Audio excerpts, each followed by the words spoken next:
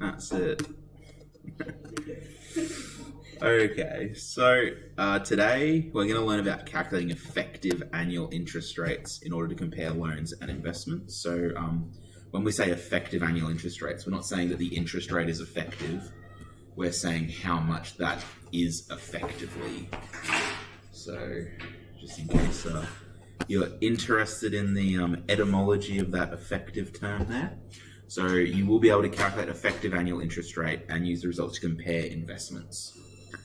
Okay, did I start the recording? Yeah, I did, okay. It's been that kind of day. So getting started, let's have a think, guys. What do we think would be better? An investment giving you 2.9% interest compounding yearly, an investment giving you 2.85% compound interest compounding quarterly, or an investment yielding 2.84% compounding daily. What do we reckon? Reckon daily? Daily? Why is that? Every day. Yeah.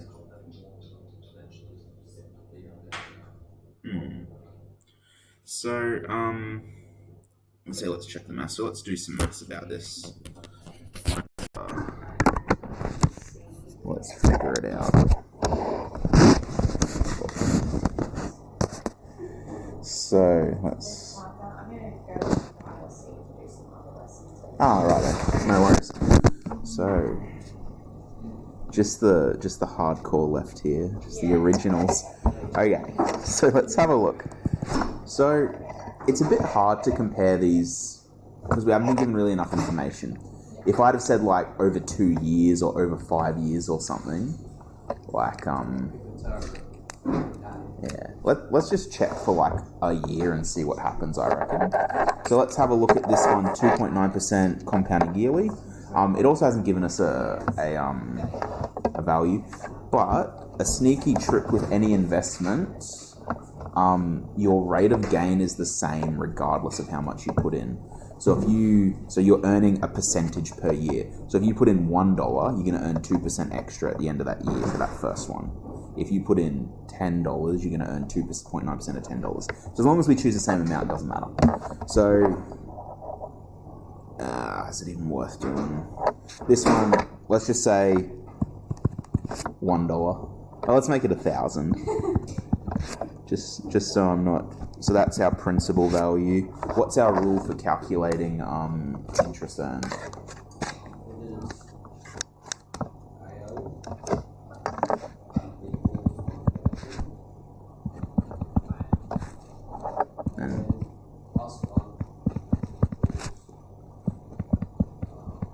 So AO times.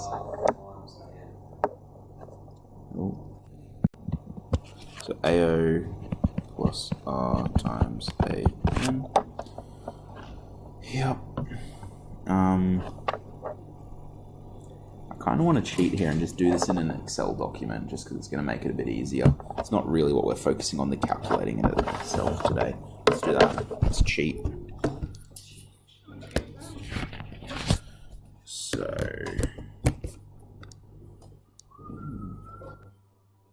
where's my mouse at? There we are. Alright. I'm just thinking about the daily one. I'm not going to sit here and do 365 calculations. That's too many calculations. That's true. We don't have a big lesson today, actually. It's pretty off the other subjects. Very, very big. Oh my goodness. Maybe it's just overthinking. Okay, so what was our first one? 2.9% compounded for a year. So we got 2.9% yearly. And I think the next one was 2.85 quarterly. Yep. Yeah.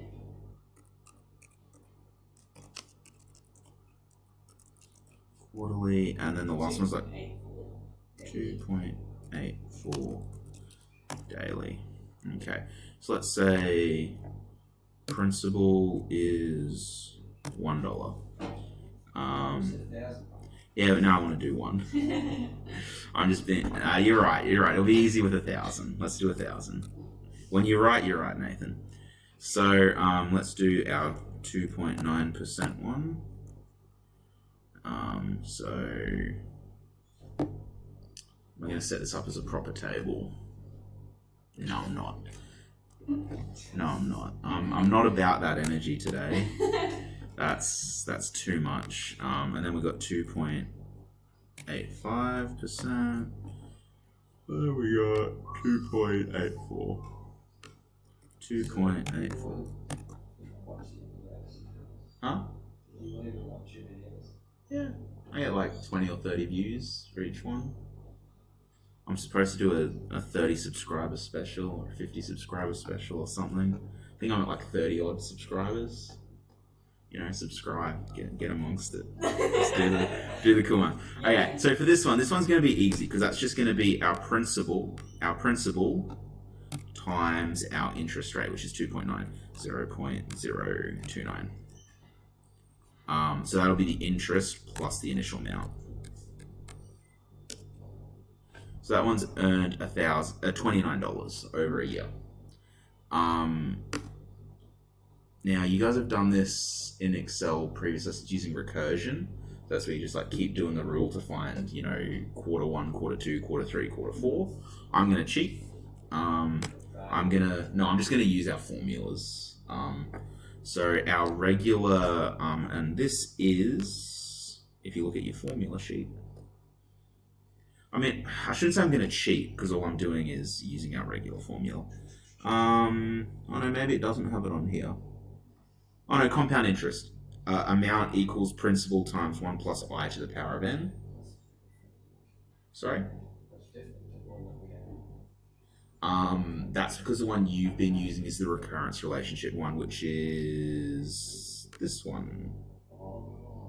But I'm going to use that one just because it's easy. If you want to find something after like a year and it has 365 compoundings, using recurrence, it's just too much work because you have to do 365. Whew. That math energy today. Okay, so we've got our principal times by 1 plus our interest rate, which is 0.29. 0.285. 0.0285. And we just got to divide that interest rate because your interest gets split up amongst all the compoundings. So if it's compounding 4 times a year, you're not getting 4 lots of 2.85. You're getting a quarter of that each time. Yeah. You don't times by 100 in this one, no. You just give it as a decimal. And then you raise it to the power of how many compounding periods there are. So for us, there'd be 4 because it's doing it quarterly. Oh. Why is that saying? Because sorry, I'm used to working with GeoGebra. There we go. So this one actually slightly worse over a year.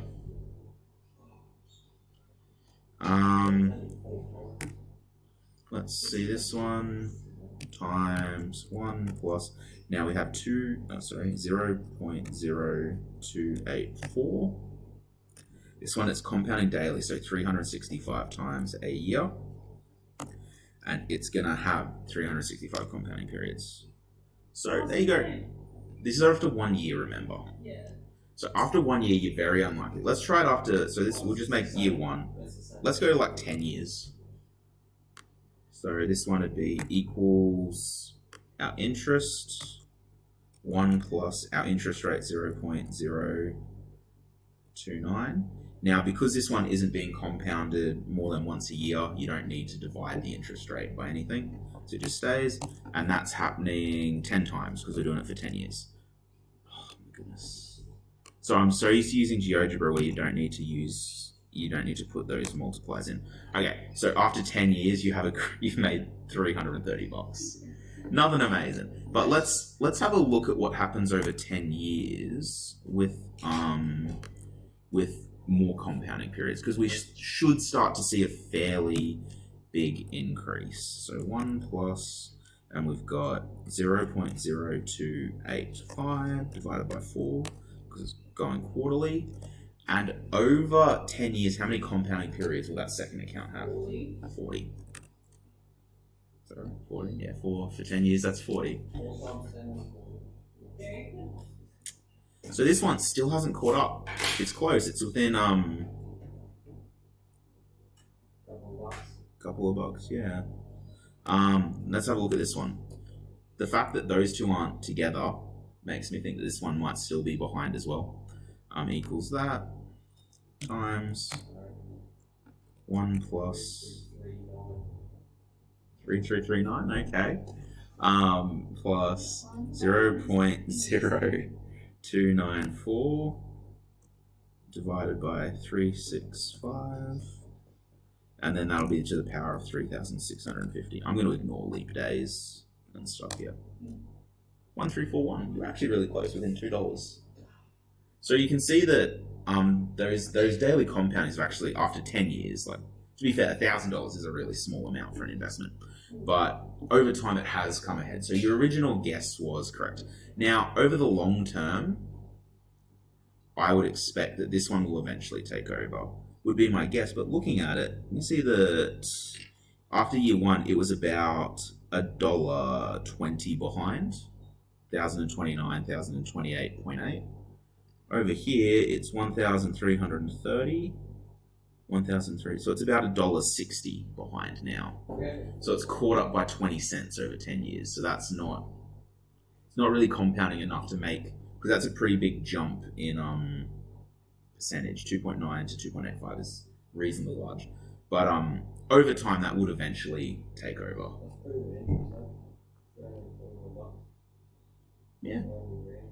Yeah, for $1,000 that you haven't touched for,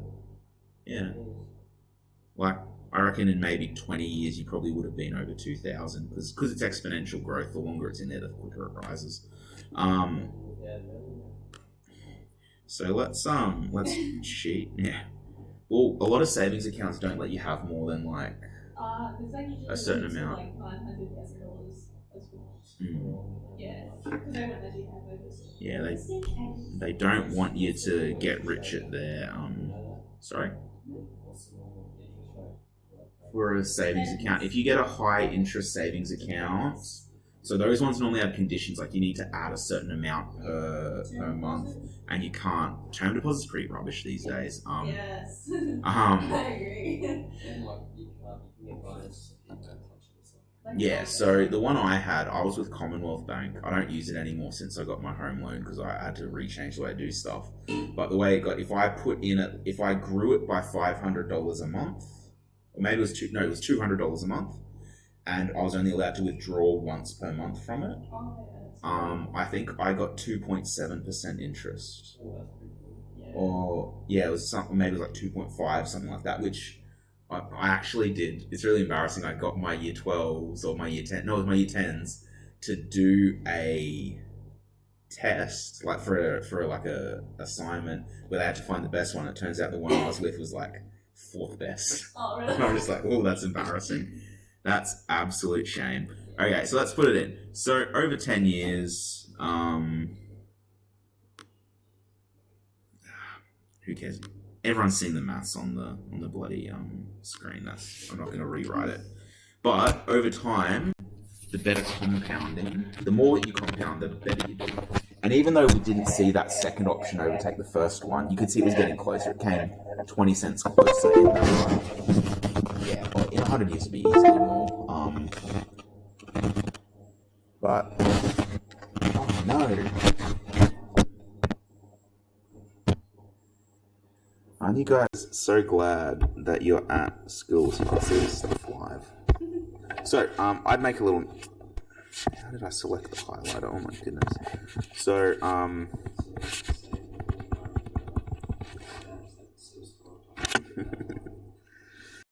I said to my year 11s at the beginning of one video, "Hey, you cool cats and kittens." And it was quite a wave of like comments. So after 10 years,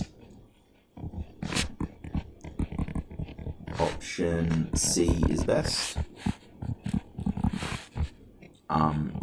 And B will eventually be better than A. That's really what I want you to get out of this. So C is obviously better because it's compounding all the time, even though it's a little bit lower. Even after 1 year, it was ahead of option B, wasn't it? Yeah. Even after 1 year, even though it's a lower interest rate, compounding more was better. So what we want to do is compare investments. So if I came to you and said, I have these 3 accounts, which one should I invest in? I want you guys to be able to say, well, okay, well this one has a really high interest rate, but it's not compounding very often. Is it worth going to this one instead, which compounds regularly for like 0.5% less? Yeah. So what we're going to do, it actually doesn't depend on that, because what we're going to do is calculate what's called effective annual interest. So for example, that compounding daily at 2.84%, what you can do is figure out what's its equivalent growth per year if it was only compounding once. So basically what you do is you take all the accounts, you convert them back as if they were compounding once and compare them that way. So we'll show you how to do that here. So I don't think anyone's that keen. I think compounding daily is about the most you'll find, because even then it starts to get a little bit complicated, because if you think about it, there's not actually 365 days a year. There's 365.25, which is why we have leap years. So there's all this extra stuff that has to go into something like that. It's a whole thing. So let's have a look at this table here. It compares the value of a $5,000 investment, earning interest at the nominal rate of 4.8% per annum, while the value of the investment with interest calculated on a quarterly and monthly basis. So we're going to look as if this interest rate was calculated per year, compounded once per year, once per quarter, or per month. So if we have a look, you got $5,000 is your p-value, or your A0 as you use in your recursive definition. Your nominal annual interest rate, is 4.8%. So if you did it once per year, you had 4.8%. If you did it once per quarter, you'd have to split that into 4, so you get 1.2% per quarter. And if you split it into per month, it would end up being 0.4% per month. So if you then this is what we call a loan schedule. I think we talk about this a little bit more later. So we see at the beginning of the loan, there's $5,000 in the account. In our first column, nothing happens until the end of the first year, and it made $240 interest. Our next one, every quarter, so every 3 months, it makes a little bit of interest. It makes $60, $60 and 72 cents. So you can see it's getting that compounding effect happening. A little bit like $62. I can't do that in my head. $62 and a little bit more that time. And overall, you've made $244.35 for that year, compounding quarterly. Over here, per month, $20, $40. So you made a couple of extra cents in your second month of interest. Same. And at the end of it, you've earned $5,245. So compounding monthly compared to yearly, in the first year makes you about $5 extra. So over time, that would actually become more and more and more. But what we can do is convert our total interest earned. So all we've done is taken our initial amount away from our amount at the end of the year to find we've got $240 for compounding once a year, $244.35 for compounding once a quarter, and $245.35 for compounding each month. And we've actually calculated what we call the effective annual interest rate is. So 4.8% hasn't changed because it only compounds once per month. But this one, even though once per year. For this one, because it's once per quarter, that's the same as if you had 4.89% compounding once a year. And this one, it's saying if you're compounding once a month, that's the same thing as 4.91% every year. So if it was only compounding once per month, that's probably the way I'd say this. If you compounded, I want to say once, but I tried to put a number 1. It's possibly the dumbest thing I've done all day. If you compounded once per year, this is the equivalent interest rate you would need to get the same total.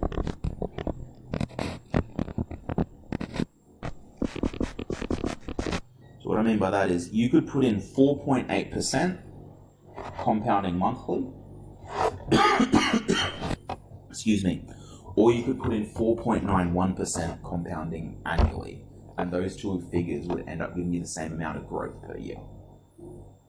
So you can sort of see it, and can you now see, like, this is really helpful for like looking at our three different accounts, because you can see that, okay, this compounding monthly, it's getting effectively an extra 0.11% interest per year compared to the compounding once a year. That makes sense, Shanice? Yeah. Yeah, cool. Okay, so we're just looking at how we calculated those values there. So, whoa. Yes. Compounding monthly. Sorry, what was I thinking when I wrote this? As you can see, the compounding monthly account is the best, earning 0.02 more interest over a year compared to quarterly.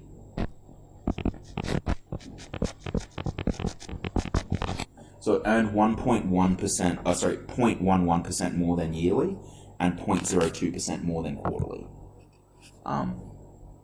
On a big investment, that could represent a lot of money. So if you're thinking of like,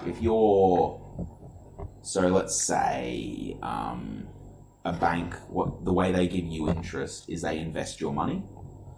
So if they're earning 5.3% interest on their investment per year, and they compound that quarterly, compounding quarterly for them, they might have $300 million worth of investments.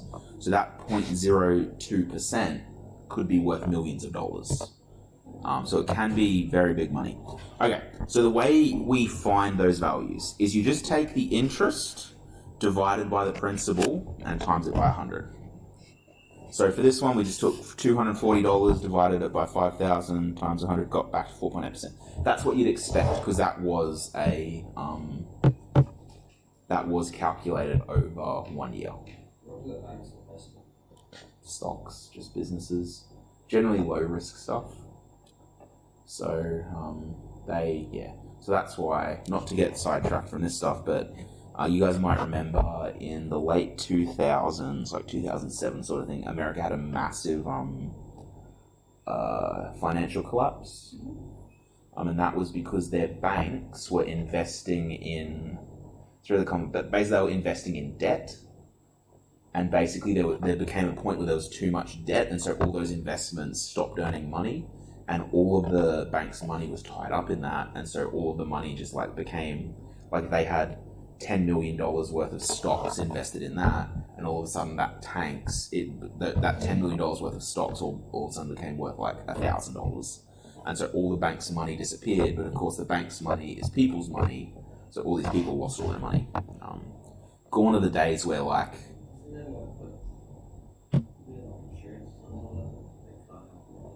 no, you sign a waiver, like when you take out a bank account, it'll have like something saying like, you acknowledge the risk that this predicted income is only a forecast, and so all this stuff. Basically you sign saying I acknowledge the risk. But basically the banks shouldn't, in hindsight, they shouldn't have been investing in those things, because it was always the bubble was gonna burst essentially. So they were really dumb to do it, but it happened. Oh, we're probably not in terms of like a recession like that because of something people have done, but we're probably heading for one now, just with people being out of work because of COVID. So if you work and get money paid into super, which part-time work doesn't always, but a lot of people in year 12 will already have money in a super account somewhere.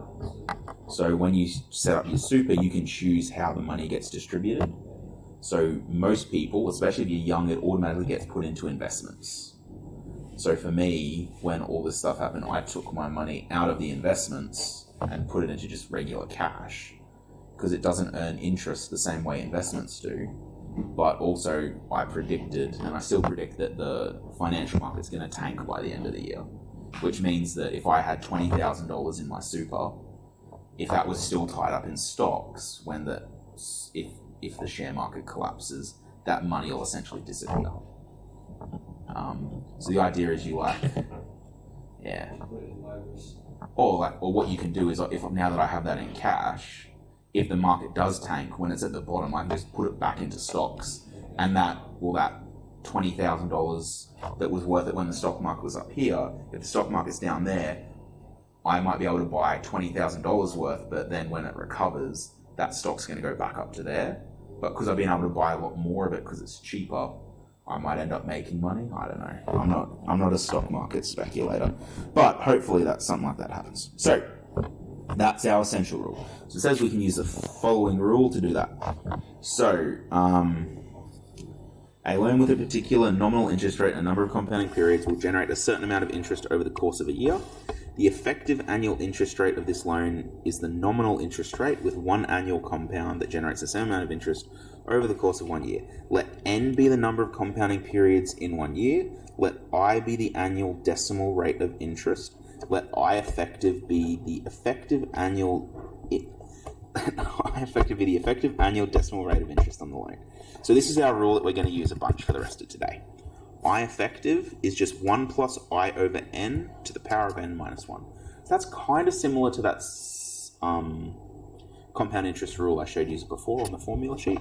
The difference is that you're minusing away the 1, and you're not worrying about the principal. We don't actually care about principal for this rule. So the way we calculate it up there, we don't really need to do anymore. We're just going to use this rule. And I'm pretty sure this rule is on your formula sheet. Let me just check. Minus 1. Here we go. Effective annual rate of interest. So it's even on the formula sheet you get for your exam. So let's solve some problems with it. So Brooke would like to borrow $20,000. She's deciding between two loan options. Okay, straight away, when I've read this, and this is the kind of thing you need to be thinking. We're talking about a loan, so that sort of sets my thinking in a particular way. With a loan, do you want a high interest rate or a low interest rate? Low. Because you don't want to be paying interest that you don't have to.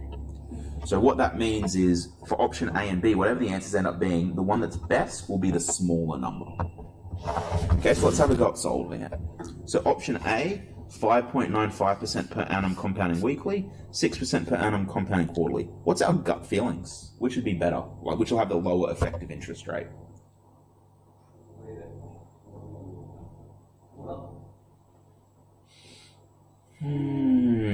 It's hard because their interest rates are so far apart. Yeah, like, I don't know. I could see it going either way. I don't have a good gut feeling about this one, but we'll see. We'll see. So calculate the effective interest rate of each, and then say which is best and why. Okay, so we're just going to use our rule. So let's look for option A. Option A. Option B.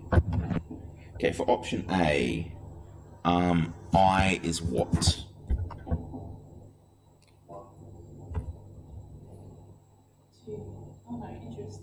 Interest, yep.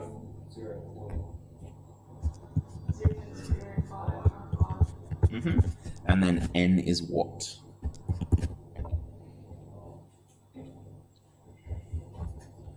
So, where is it? N is the number of compounding periods in 1 year. So how many compounding periods in 1 year? 4. So the good thing about these questions is there's literally only two variables, I and N. Once you have I and N, you can figure out the effective interest. Oh, sorry, I was looking at B.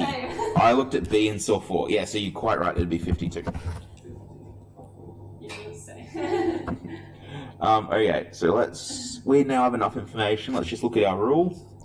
I effective, that's what we're looking for. That's how you find the effective interest rate. You just chug it into that rule. You just need I, N, N. Yep, everything else is just 1.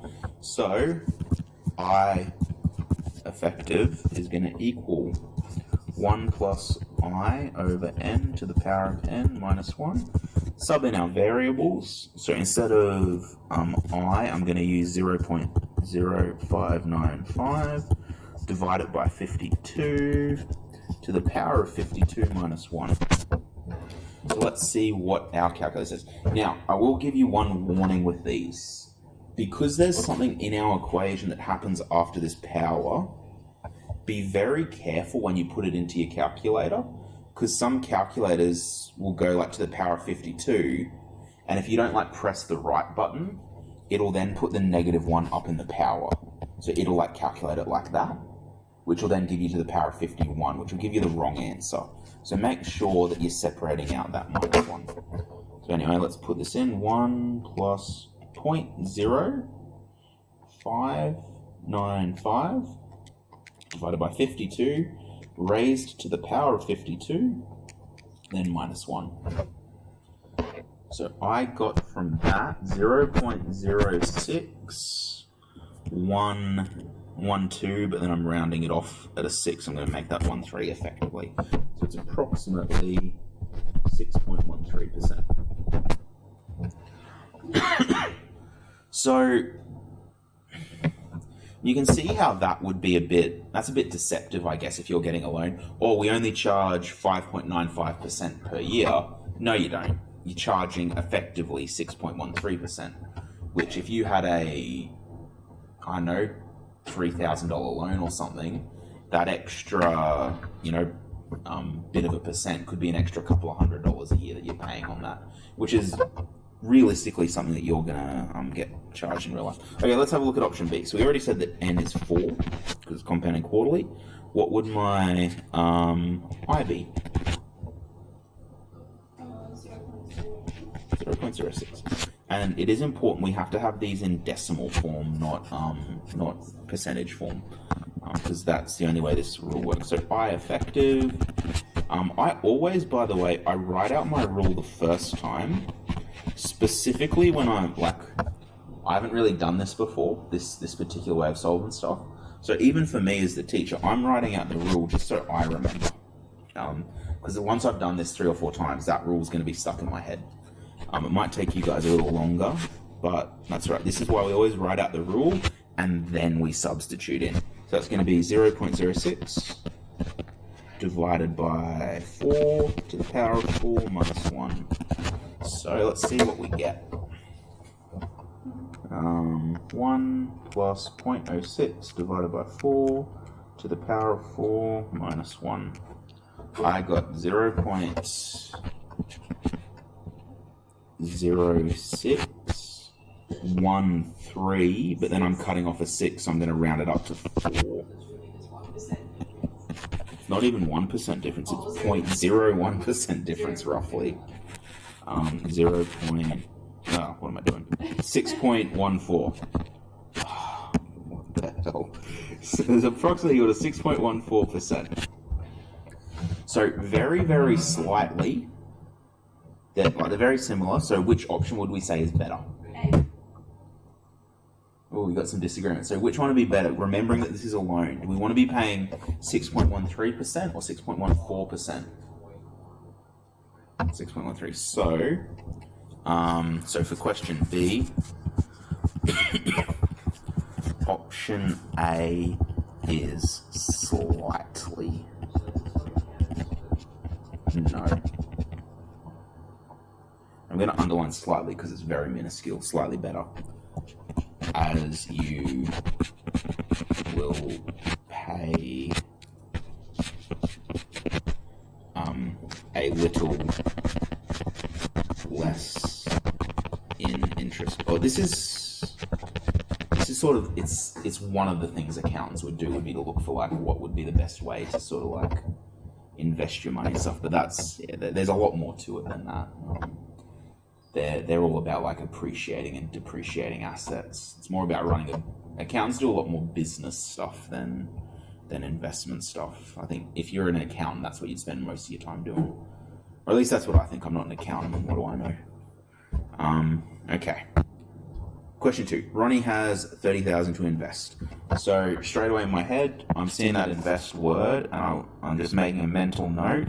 That means I want to have a big interest rate because I want that extra interest. It's my money and I want it. And I want to have as much money as I possibly can. Okay, she has a choice of 2 investment accounts. Account 1 pays compound interest 6.2 per annum compounding monthly, compound interest 6.05 compounding weekly. Gut feeling, guys, what do we reckon is going to be the best? Once again, we have one that's lower interest but more compounding.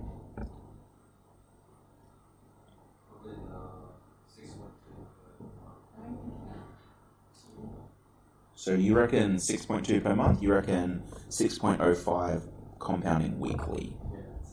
I think we're going to be very close again. My gut feeling is